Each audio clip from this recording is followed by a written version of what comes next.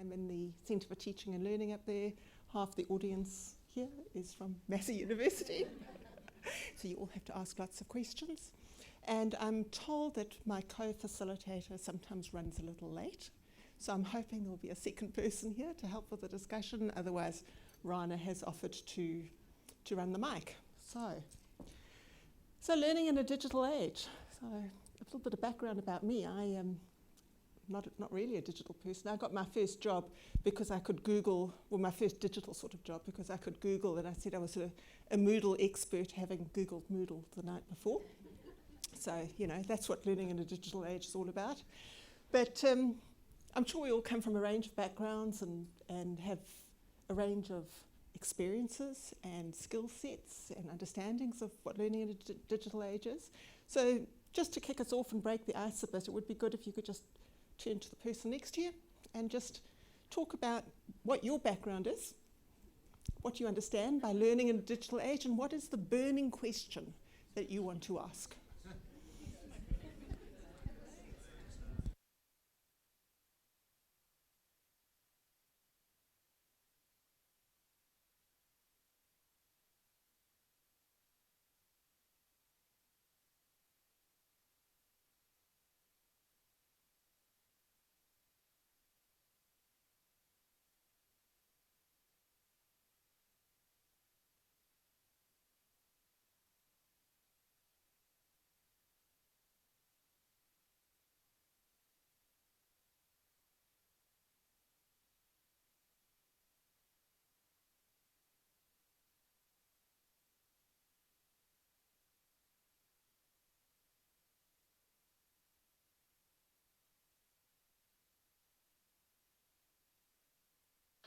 For those of you who've just walked in, we're just introducing ourselves and figuring out what the burning questions are that you want to ask.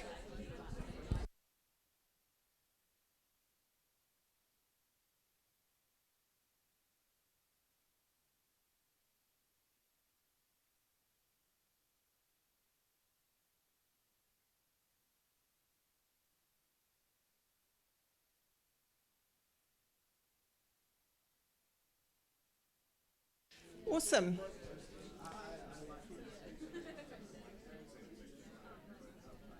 Okie dokes, let's get back. Maybe you're answering the questions already. Would someone like to kick off with a burning question? Yeah. Hi, Kathryn and I got that right, didn't I? Yeah. We were just talking about the sheer volume of learning and trying to keep up with everything. And even though Simon and I both work for Spark and we're learning all the time, but there's just an amount of reading, an amount of learning to do, and it's trying to keep up with it. And also I think sometimes and I was talking to, I don't know if he's here, Phil from UCOL, around getting better at teaching for dummies without going too technical for people even to understand things like blockchain and Bitcoin and Yeah, I saw a lot of people nodding there. The volume of knowledge and volume of information that comes at us is a real challenge, isn't it? And I wonder what that means when you're in the classroom and you're faced with the content knowledge you mean to absorb, but then there's all the other stuff that also comes at you. The Facebook and the social media and those things.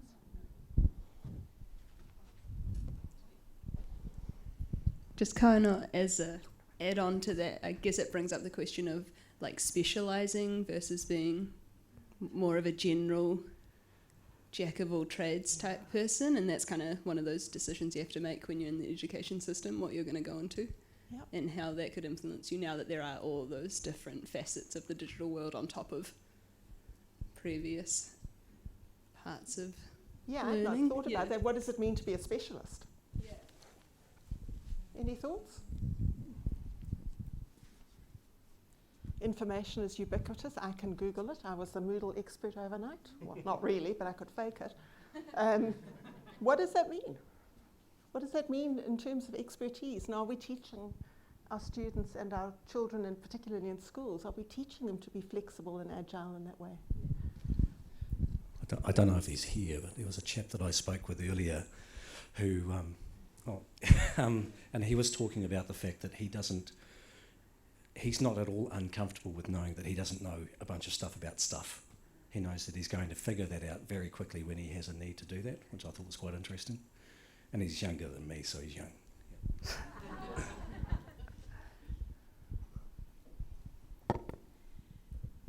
And that, sorry, I've got such a loud teacher's voice, I shouldn't be near a microphone.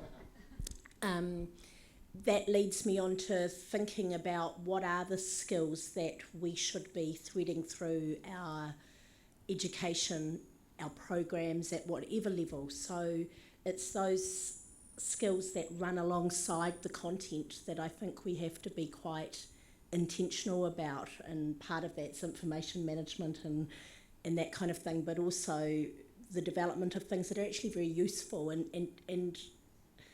making it okay in a formalised sense, to validating that as a actually useful skill or quality.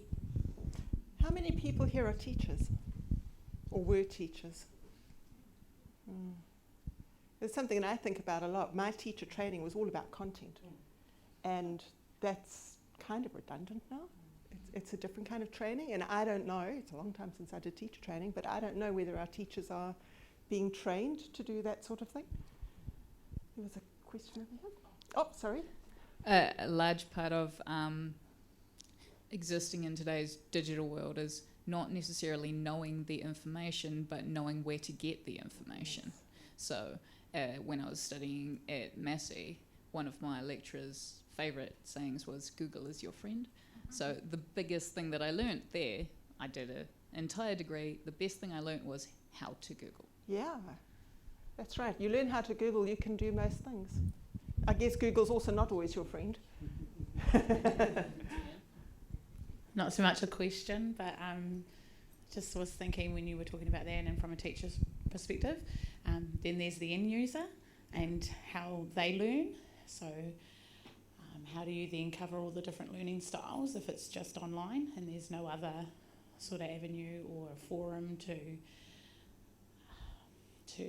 for the people who learn slightly differently, who maybe need that hands-on type stuff. So then there's that thinking as well, as making sure that whatever your content is covers all those different learning styles. Yeah. In the first session this morning, I don't think she's here, and I can't actually remember what the first session even was on, but somebody was talking about the fact that government agencies are putting things online. So go and do your tax returns online, and they put the how to do your tax return online, and there isn't that one-on-one connection and that person sitting at your elbow to help you with things, and that is a real challenge. I was just going to say, there's a sort of a digital divide between the people who know the technicalities and what you can do with the technology and the potential users.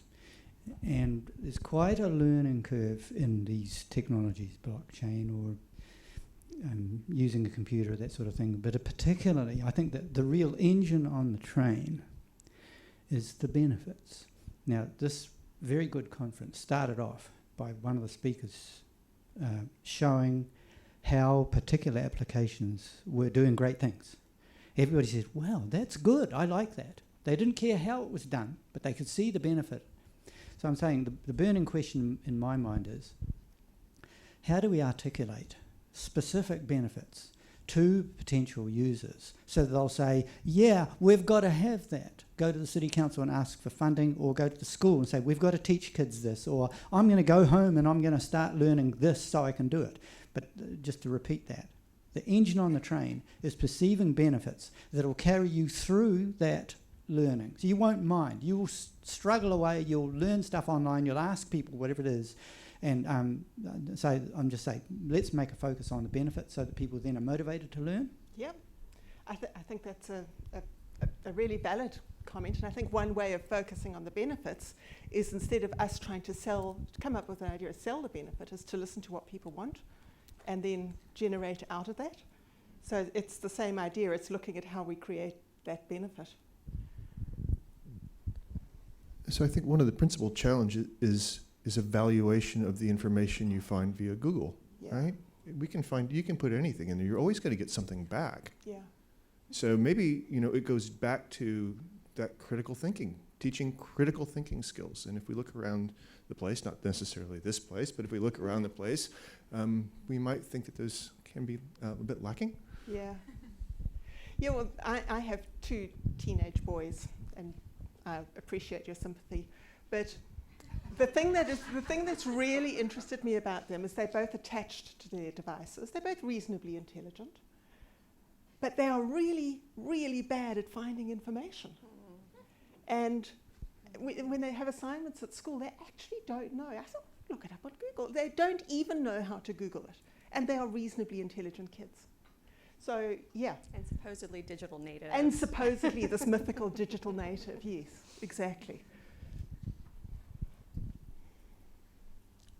To follow on from that last comment about anyone can just Google anything, probably I consider that one of the most important skills I learned in school when writing essay was doing the bibliography and working out where everything was referenced, because if I Google something, I accept the first 10 links are just lies. So I always follow the bibliography of the link I go to find out where they source their material. And if I didn't start with the view that if it isn't in at least 4 different sources, it's a lie, you'd never know anything. Yeah. Just my thought. No, absolutely. How did you learn that? And I think that's the interesting thing. Were you born as a good critical engager with information and material, or is there actually discrete skills and build-up that we need? Some people are naturally, I think, quite good at that, but there's many, many of us that actually need that threaded through our education to learn how to come to that point and to be a person who can critically engage. I often see feedback to tertiary students of things like, where's your voice? Critical thinking, ? Things like that. And that's a mystery to a first year university student at times. It's like, well, what do you mean by that, and what's my path to get there? And I think we have to be quite explicit and intentional about that as educators. I think this conversation you're having right now is kind of centred around a certain type of knowledge and valuing a certain colonial type of knowledge, perhaps. Just putting it out there. Tell us more. I think that's a really valid point. So tell us more. What you were talking about, you'll only consider something to be valuable or valid if it's been cited by a certain type of thing in this institutional, educational context, which isn't very accessible to a lot of people and has pushed a lot of people out. It doesn't value different types of knowledge. Indigenous knowledge or traditional knowledge, or things like your mum teaching you how to do something, or anecdotal knowledge. You sound apologetic, and I think that's a really, really important point. I think that's an incredibly valid point. And you might be able to tell from my voice that I'm not a New Zealander, so I don't know a great deal about things, sort of Maori cultural heritage and that sort of thing. But I remember somebody talking about how Maori teach their children on the marae. And they watch the kids, and those of you who are Maori, feel free to jump in here. They watch the kids, and they look for what the kids' strengths are. And then the people who have those strengths get alongside the kids, and they teach them. That's not how we work in the Western culture. We shove them through this sort of industrial sausage machine. And that is kind of what we're talking about here, isn't it? We're talking about a digital version of that industrialized sausage machine. So I think it's a really valid point. Thank you. Yeah, well, sorry, you've got an NZ European with the microphone. But what I do want to pick up out of that is that there's a huge difference between types of learning. So I think digital supports, but there is a huge element of practical hands-on experience and learning that way that we need to be very careful about in a digital age. I mean, for multiple reasons, my business now does a lot of online modules for things. For example, driver training as an online module does not work, in my opinion, because when you have a windscreen the size of a business card and you are told to spot the hazards, and that then gives you a score of competence as a driver, it's not really real world. So yeah, you can definitely learn in a variety of ways. Just to answer that, I'm very interested in virtual reality, and I go into a VR context. If you're driving a car in VR, you can pretty well be driving, and you can experience things you would not be able to do in real life. For example, black ice. Now, I wouldn't train you to drive a car on black ice in a real car, but boy, you can learn it in VR and you can be able to deal with it. So VR is not yet here. You would need in your PC a very good graphics card worth $700. So it's not here yet. Not many people can afford that. But within a year or two, everyone will have that and will be able to do all this virtual learning. And quick question about, you said, what is the burning question? The burning question in my mind is, how do we get the public to see these benefits, see these things? Do we make YouTubes that demonstrate it and go into the groups on Facebook and say, look what you can do? How do we show the benefits? The benefits of what? Of digital technology. Now, at the beginning of this conference, they displayed a few on the screen. That's the kind of thing I'm talking about. Any thoughts on that?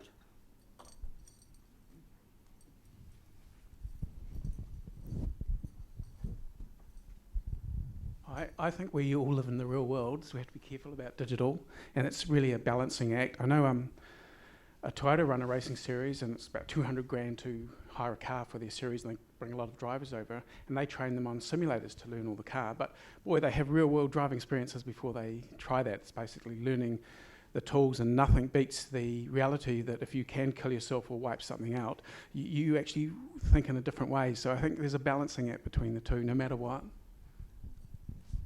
Yeah, I certainly agree with that. I've worked at UConnor and done work with nursing simulations, and they have high fidelity simulations with mannequins and all sorts of things. They have really low fidelity simulations with rolled up towels pretending to be babies.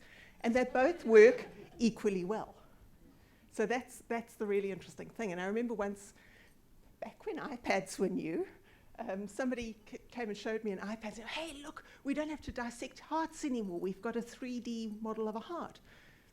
And it was really cool, and from an ethical point of view, I suppose that's nice. I don't think it stopped anyone slaughtering cattle for rump steaks, and those were the hearts we used. But what they lost was the ability to hold a real heart in their hand and look at it and stick their fingers into the mouth. A bit gross, but that is a real learning experience. So I agree with both of you.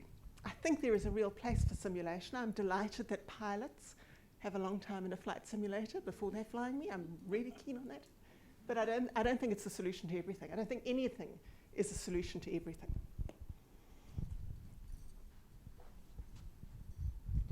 I think I would just say that we still have bodies and that we still learn a lot of things through engaging with them, and we don't exactly know how it works. And so you can have very high fidelity and kind of haptic feedback, VR and stuff. But I think it's a long way away before we can actually know how our skin functions and how we absorb things through our gut and all of these things. And I like learning with my body as well as my brain. Yeah, one of the things I'm quite interested in is the impact of digital reading. And at Massey, we're increasingly putting student reading, so all the journal articles and study guides and things, they're all online. And so students read. They could theoretically print some of them out, but they read from often PDFs on a screen. And what does that mean? And there's quite a lot of literature around the fact that the physical touch of a book or a piece of paper helps you to retain the knowledge on it, because you remember physically and sort of geographically where that information is and what it was. So it's interesting. Topical example about that. I studied at Auckland Uni in the Fine Arts department, and they've just recently closed the Fine Arts Library, which was the biggest collection in the Southern Hemisphere, and put all of those books into storage because they didn't understand that exact thing about the tactile nature of a book and seeing those things on a printed page and how you can't replicate the format of turning a page digitally, but they didn't really care, and so they did it anyway. But it's happening, like the repercussions of the digitization. Yeah. Which I think brings us back to the comment you were making, Fleur, around it is happening, and it saves money and it does all sorts of things. So I think we've got to really be conscious of how to teach students to work in that way, because there must be ways to do it. I'm not very good at it. I tend to print out, and you look around the room, most of you are scribbling on paper. So we need to think about that and work out how to teach the students the skills they need to operate in that environment. Now that you've brought up teaching, I want to speak to that because I think that a lot of people who are teachers in this room or have been teachers in this room, and we've all been students at some point or another, we can't discount that actual human relationship between teaching and learning. And so the more we move things online or put responsibility on the student to learn in the digital space, we're losing that relationship and that connection. And I think that when you have that relationship, that connection between teacher and learner, and that goes both ways, the way in which we learn and how much we learn, the quality of what we learn, actually, I think it's heightened.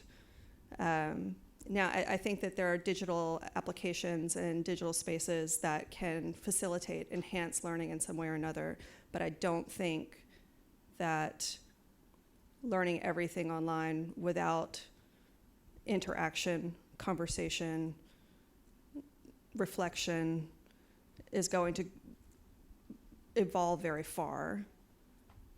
Yeah. So one of the things it is a human relationship. It is, and we talk about learning being social, don't we?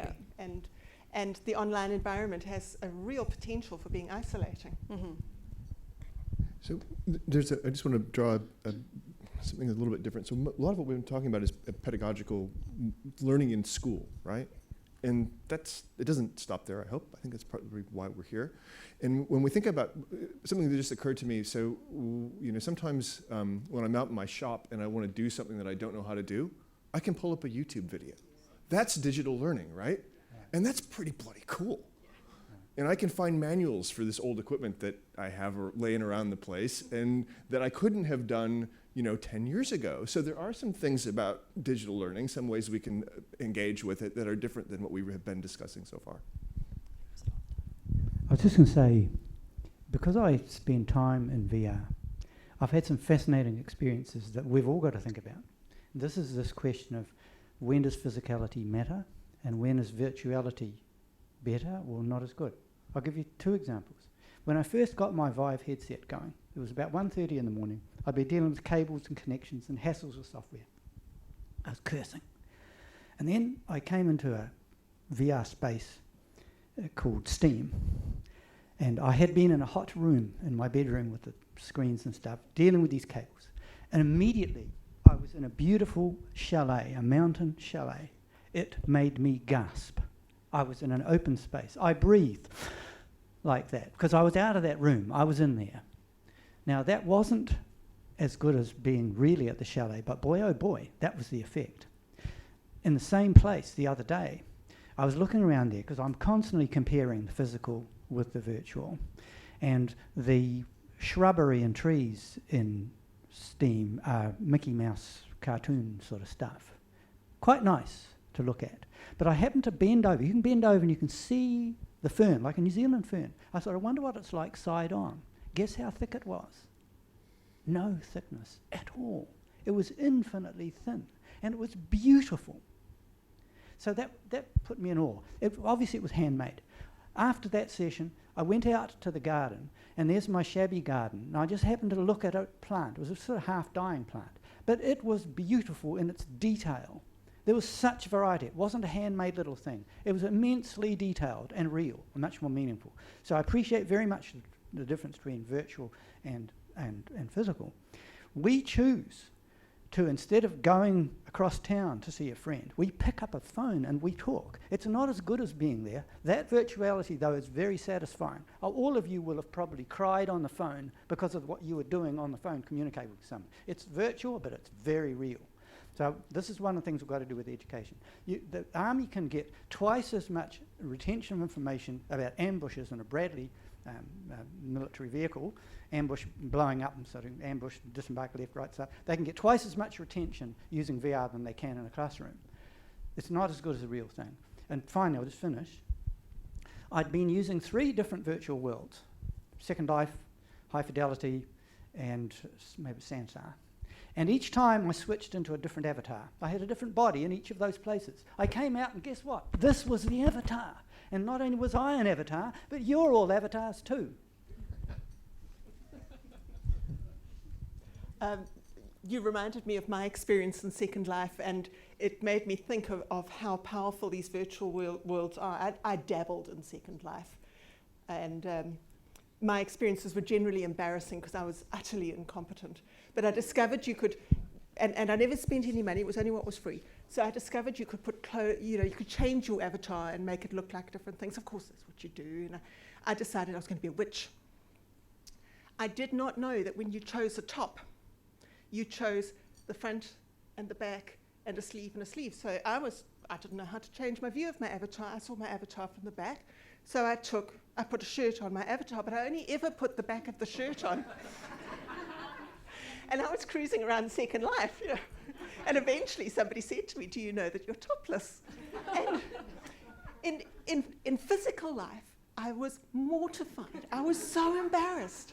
So it does have power. It really does.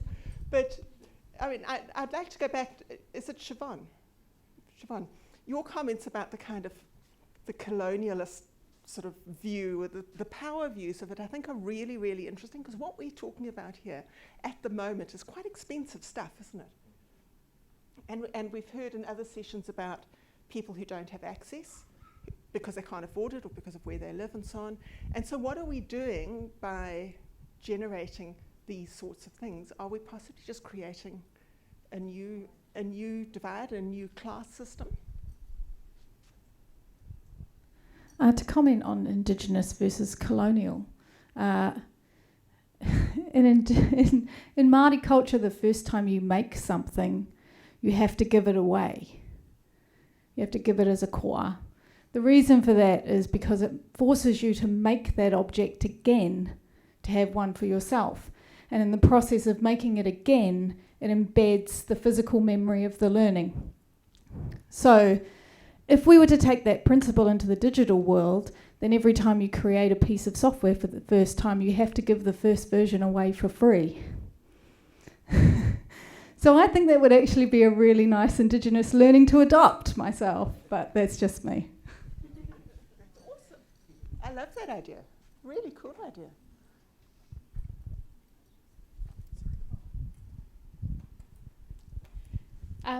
My name's Tracy. I work in health, so not education, but I do educating. I'm just a little bit concerned that with the increase of technology that we're getting our kids to use, they're actually going to have more health concerns later on in life. We know that if you use a lot of technology, you end up squinting and needing glasses. We know that the realities that they have, there's a lot of youth suicide, they're going to become disconnected. So I'm trying to think, how can we create a world, this reality that's really strength-based and still enables them to connect and to connect in the right spaces and places too, because I'm kind of really mindful of what that could look like in the future, especially for some of our Māori kids, because we have really bad statistics in this space. Rana at the back with the mic, and I talked briefly after that very, very first keynote with all the whiz-bang stuff, and the idea of those self-driving cars that are going to be thrown away at the end of every year. Yeah, waste. You know, and so Rana was talking about the consumer culture, and that's something, this idea that worries, let's start again, that's what worries me with the online environment and learning and connecting, is that it's used by a lot of people in the way the tobacco industry kind of worked, of kind of hooking people into things that are consumerist. And Facebook makes everybody want to have the fabulous experiences that all your friends appear to be having, and the clothes and whatever. And so, how do we manage that? Does it go back to what Fleur was talking about how do we give children or people of all ages the skills to work in that environment and to realize when we are being sucked into it? Whose responsibility is it?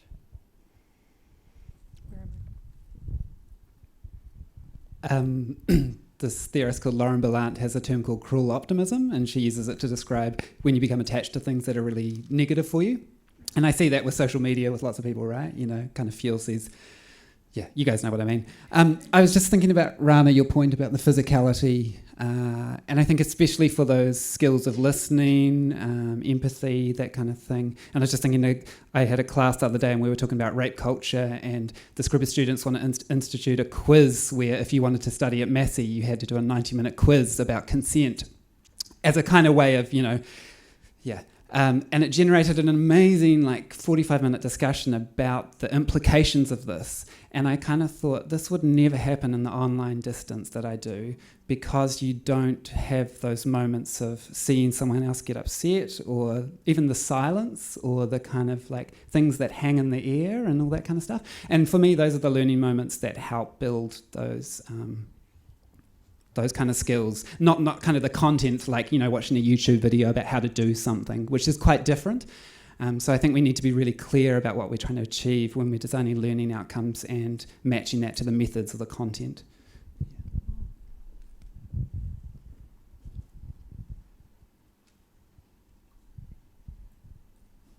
I don't want to take too much time, but since you've spoken that, I'll just relay to you my experiences in VR partly were to find people. I can tell you I've never been more lonely in my life than I was when I went in some VR places. The environment was beautiful. There was nobody there. Or in Second Life, you will find freaks, you'll find geeks who don't give a damn about human beings at all. They will be rude to you if you ask them to speak. Now, in contrast with that, so be careful. If you're sending kids into VR, be careful, because they may be very lonely. Worse than lonely, they may be accosted and insulted without the people doing it really realising how much damage they're doing. So I found it a dangerous environment in that respect. However, that is to be balanced with the fact you can go into AltSpace VR right now with a cell phone and a $4 cardboard headset, and any time, day or night, you'll be round a campfire with half a dozen other people you can talk with. Give that to a suicidal kid. They'll walk up to somebody, they'll say hi, they'll join a conversation, even if they live in Martin. So, and when they're in there, they'll be standing beside the person like this. They will be able to exchange glances. You pick up a lot on gesture, and you certainly pick up a lot on voice. You'd be surprised how much empathy is generated by voice tone. That's all I want to say. Just kind of to what you were saying, I think it's really interesting, that idea of you can't really replicate empathy through AI, and it's really hard. What does empathy look like in the digital space? That idea is interesting. Yeah.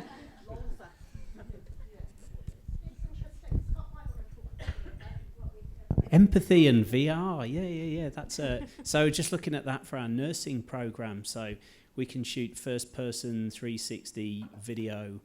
And the students can put a headset on, and we can put them in the body of a patient who's had some sort of critical incident. They wake up and they've got that RoboCop awakening experience where someone's in their face saying, yeah, lose the leg.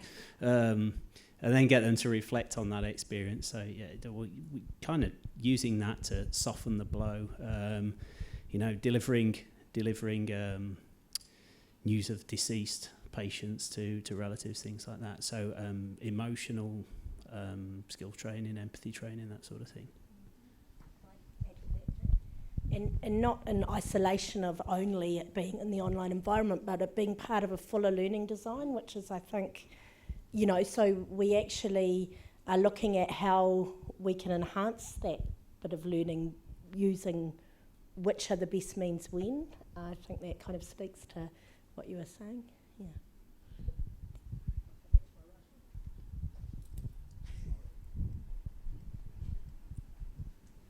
Yeah, I'm going to go back to this World Economic Forum report. There's some scary stuff in it about future jobs over the coming couple of years, and how a lot of jobs are going to be made redundant, and how businesses are going to retrain.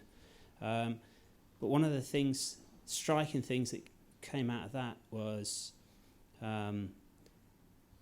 the employees that are most in need of training and retraining after AI and robotics, whatever, have put them out of work, are not going to get it. There's potentially a huge group of people at the bottom of the pile, employment pile, who are going to be out of jobs and aren't going to receive the training that they need. And we've already got these big socio-economic divides in society, and there's a potential for a digital divide to exacerbate that. And we've set all these barriers up to education around, placing the costs on individuals, when in actual fact it's society and big corporations that benefit from having skilled people to do jobs and to produce value. And I think we just need to look at the whole chain within education there, how we bring learning in an ongoing sort of lifelong situation, and how you mobilise education providers around that to perhaps provide more sort of on-demand training through the life of learners, and how you sort of embed that as a sort of standard instead of everything being front-loaded as it is now. It needs to be more evenly spaced through the life of an employee. How do we deal with that? Yeah, I think that raises a really interesting issue, because if you look at the tertiary or the university education sector, which is what I'm most familiar with at the moment, and there's a real push from the Tertiary Education Commission to get students into employment, out into jobs. We measured on jobs. And if that sort of almost encourages short-term thinking, getting those quick skills, get them out there, get our scores up, box ticked. But are we teaching students how to manage more leisure time? Because if all of the stuff is automated and we have our e-cars and whatnot, we're going to have more leisure time. How do we manage that? And there's huge potential with that for more humanistic sorts of things and more social, but we don't seem to be addressing those issues either. So another aspect of this kind of digital learning is really embodied in the free software movement. Right? The largest volume of teaching of digital skills is the free software movement. And this is a way of distributing knowledge using copyright and turning it into copyleft and providing the ability to build the internet. That is why we're here today in this meeting, due to this stuff. So if we think about how do we distribute knowledge and ability to learn, this is another place we can look in terms of digital education. I hadn't thought about that. I work in free software, and that terrifies me because the free software movement is hostile to many demographics of people. So it's both this massive movement for education and gatekept from a whole lot of people. Follow up on that, and I agree with this. So this is a really good point, Brenda. And if those of us that have been working in the free software world for a long time, can probably appreciate the fact that Linus Torvalds has stepped aside, right? So it should have happened a long time ago, but I'm also involved in a movement in New Zealand called Kindness in Science, and there are a lot of things that should have happened a decade ago or more, right? And the point is that now let's push these things and open up to more demographics. So this is another part of learning, isn't it? Yeah. How do we change the environment in which people can learn? Yeah, being an online learning designer, as I have been, I can tell you I have made more mistakes, with the best of intentions a lot of the time, because things look good or whiz-bang or whatever, and you discover 5 years later that you've just set up more and more barriers for students with the best of intentions. I was listening to what you said about leisure time, and it's not the first time across a span of unemployment in myself and periods of education and what have you. Keynes said, John Maynard Keynes, the economist who died just after the war, Second War, not the Vietnam or whatever, Kuwait or something. He expected us to benefit hugely. He just saw a line going out into the future. Famous economist he was, that he didn't predict the future, but useful though he is. And in the 70s, when I was involved with community groups and kids play, again, there was a sort of growing or background belief that we'd have more leisure time. And I guess we've had a worsening financial situation and a global financial crisis And across the Western world, rarely any passing on of productivity increases gained through the kind of things that, you know, broadly progress and technology. We've not had any of it. New Zealand lost its productivity, the chances of productivity when things crashed in the 80s. It's been a slow decline, the share of technology-driven productivity. It's been a slow decline across many other countries. So I actually don't see any evidence. We found that our wages have gone flat. Employment conditions have worsened. So even if we had more time, which certainly high levels of unemployment suggest that we might have, we don't have the money actually to spend. That's right. So I'm not sure that, for instance, many of the adventures that were promised, like the driverless car, I don't think we'll be able to afford that, to be quite honest. I think it's going to drop out through the big hole, which is to do with carbon, massive resource constraints across the world, across the earth. I think there's every reason to be happy with public transport, to be quite honest, and living closer to work and cycling or legging it. So I'm not sure that we're very realistic about what we're basing our future on. If we're lucky, we might be better off and healthier, but all the signs is that all these things are going to decline, apart from a few possibly very lucky people who become richer and richer. So I would be interested in a discussion about how we're going to crack the problem using digital technology. That's a really good point. And it's all very well saying because people are being automated out of jobs, they're going to have leisure time, but actually they're going to have survival time, aren't they? So what are they going to do to survive? And so maybe part of our digital learning is the kind of critical thinking around social conscience and those sorts of things, so that the companies that are automating for profit are actually returning that profit to the people who are being automated out.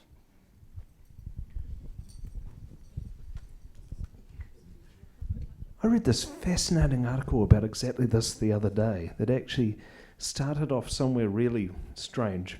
It was about the rise of what was called bullshit jobs, right? Some of you might be familiar with this sort of theory. And how it starts is that if you extrapolate, you look at the theories that leading economists were publishing after the Second World War, and they sat there and said, if we extrapolate our productivity gains over the 20th century, then by about now, we'll all only be working about 2 days a week, right? Because tech would have made all of our lives better and socialised those gains in such a way so that we'll all have this abundance of free time. And the author of this article said, well, actually, yes, you did see the first part of that happen. You saw all those productivity gains. But then you also saw the rise of what he called bullshit jobs. That there's actually work out there that there's almost been this social reaction to increased technologisation in keeping people in work by creating almost busy work for people to do. Now, I don't know how you feel about that as to whether or not that theory A holds water, or B, whether that's a good or bad news story. But I wonder whether or not we've actually been solving this problem now for about 50 years. And what's happened is that we haven't had to rebuild society. We've just given a whole pile of people bullshit jobs.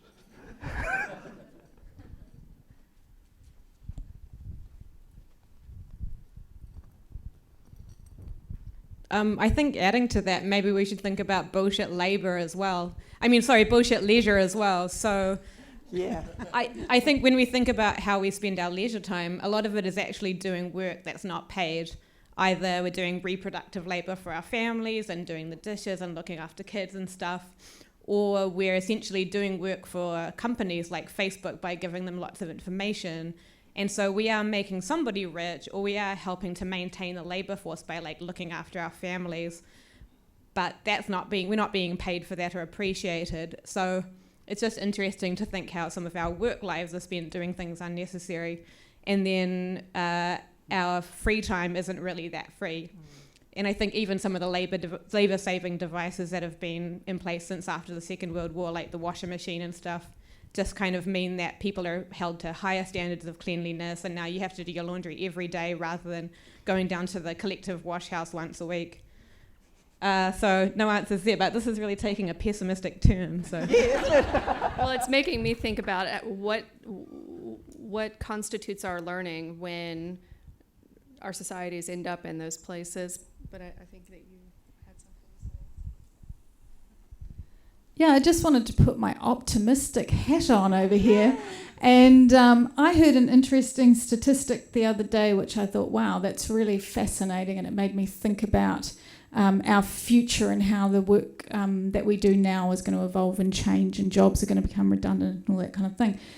Ever since the beginning of the industrial age, so when we first started industrialising farm machinery, in a very short space of time, we made 60% of jobs in Europe redundant by introducing machines to do farm labouring work.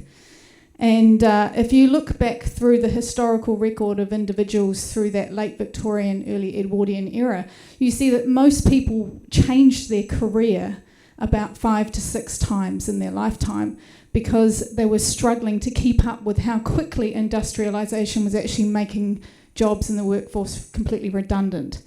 We're in a similar phase now, really, with the digital age. But what we're seeing is that all through that sort of era of industrialisation, the amount of people who were unemployed stayed fairly steadily the same. And I think, being an optimist with my optimistic hat on today, that it's going to be the same for us, that I think we're actually incredibly adaptable, fast learners, and that we will adapt quite quickly to the new roles that are required and move on from the ones that no longer are. Cool. 2 more comments over there, and then I'd like to start wrapping up this conversation. Just thinking about that additional leisure time, is it the Scandinavian countries are starting to introduce the universal basic income so that you don't necessarily have to work, but you still have an income? And to me, that's like the next step in terms of that increased leisure time of, well, what are you going to do with that time? Yep. Can I make a comment right quick? I suppose so. I am part of the audience, believe it or not. I'm curious, or I'm intrigued by the direction that this conversation went from learning in the digital age to employment. And it's really interesting to think about how I think a lot of us in education especially have been sort of pushing back against this inevitable neoliberalization of the university or the school system in general, and that, you know, there's been at least 2 generations of people being expected to go to university in order to be able to get employment. But we're guilty of doing that in this conversation, in the sense that we can only imagine learning in the digital age connected to employment, when we all know that it could potentially be so much more or something completely different. I just wanted to. I think that's really good to be reminded of that. Thank you. And one last comment. I'll just finish off by saying I run a group called Singularity Palmerston North. If you want to get some optimism, consider either looking up Singularity University, which is a California university that our outfit's based on, or see me about the group. But the gist of it is, just as we could never imagine the automobile when we were driving around on horses and we think the horse ship was going to pile up and drown us, until you see those new technologies and what's coming, and you will see that if you look up Singularity University, Peter Diamandis, Abundance, you'll find these technologies are offering tremendous opportunities for us, and we will be learning a living. The UBI will be paying for it, so we don't have to worry about so-called work. We'll still want to be useful in work. You'll see something, if only we could be better shoes, you'll invent it. You paid, maybe you'll sell some shoes, you don't care. Your physical security is looked after. So, but we will constantly be learning off YouTube and whatever its replacements are in the future. So anyway, look up Singularity and Abundance, and you'll find some very, very good news for you. Great. We've got what looks like 7 minutes left. So to wrap up, I'd like to repeat what we started. Get back into your group, your pair or your trio, whatever it is. And I'd like to hear what the biggest thing is that you're going to take away from this conversation. Is it a question? Is it something that sparked an idea for you, a piece of learning? Rampant pessimism? Rampant optimism? Give you 2 minutes to do that.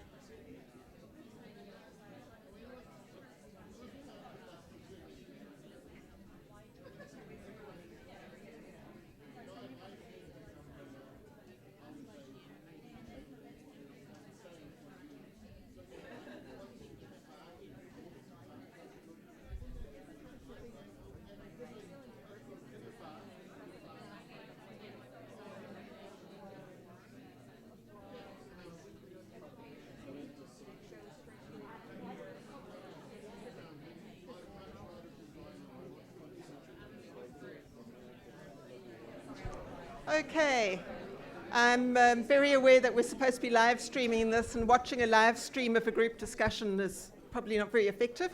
So if I could, nice for face-to-face, not so good for online, and we are doing learning in a digital world. So if I can pull you back, and I'm going to be really teacherish now, I'm sorry, but you know, once you've been a teacher, always a teacher. I'm going to pick on some people we haven't heard from, because I noticed this side of the room has been much quieter than this side of the room. So I wondered if that group at the back would like to tell us something about a big idea that's come from this. A thought, a question, a passing comment. What are you crocheting? Bacon. Bacon, I asked. Any comments? Well, we came in late, so we didn't get the beginning of the conversation, but I guess what I've taken from the whole 50-50 korero, it's gone right around, is that you know, digital learning has its place, and some of us learn really well that way and some of us don't. So I feel that there's a lot of the jury is out. You know, look, we think it's great when it works, but we're also acknowledging when it potentially doesn't.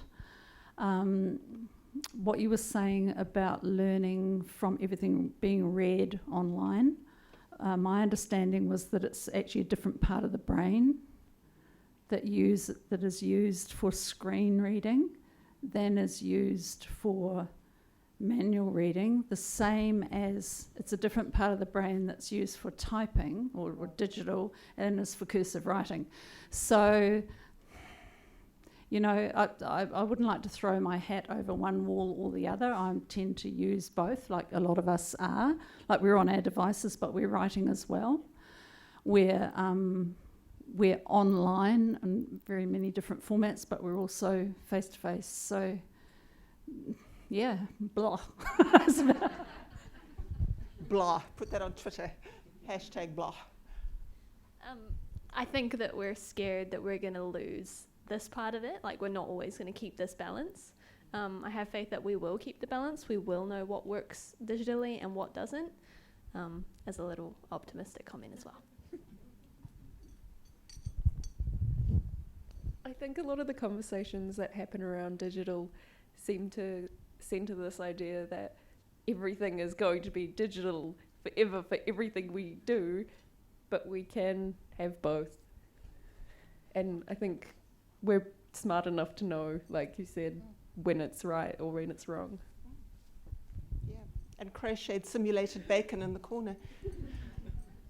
Someone from this side.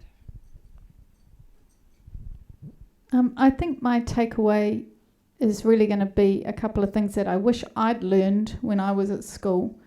One is that entrepreneurship is actually a really good thing, and that we're going to need more entrepreneurs in the future than we do even now. Secondly, that most entrepreneurs, the really amazingly good ones, didn't necessarily get a university education. And thirdly, that in order to be a good entrepreneur, you cannot be afraid of failure, and that failure is okay. And I feel like if I could teach kids that, then they would have the toolkit they need for whatever our digital future looks like. Thanks, that's a really good point. Something that interests me is my kids play online games and they fail repeatedly, and it doesn't bother them, but if they fail at maths, it really does, and how do we fix that? It does intrigue me how basically every piece of music ever written is now available for streaming through Apple Music or whichever thing you want to subscribe to. Yet vinyl records are on the resurgence, that people love them, and there's that tactile thing. So exactly what you were saying of the analogue will survive. Some thoughts from the back of the room? Anyone? Got a hot mic? Which side your speaker? No?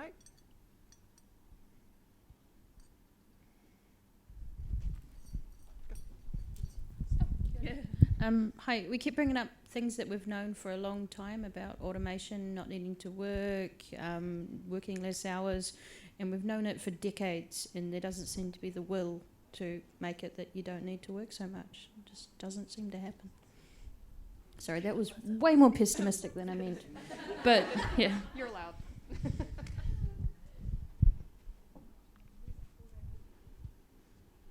Who wants the last word?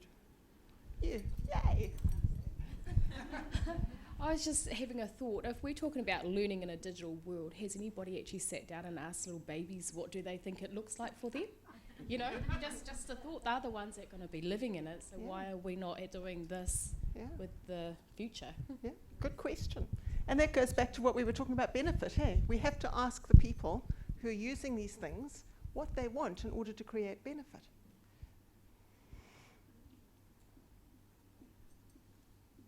And that's it, I guess. That's our hour up. So thank you very much. It's been an interesting conversation. I've enjoyed it, and I'm glad it's over.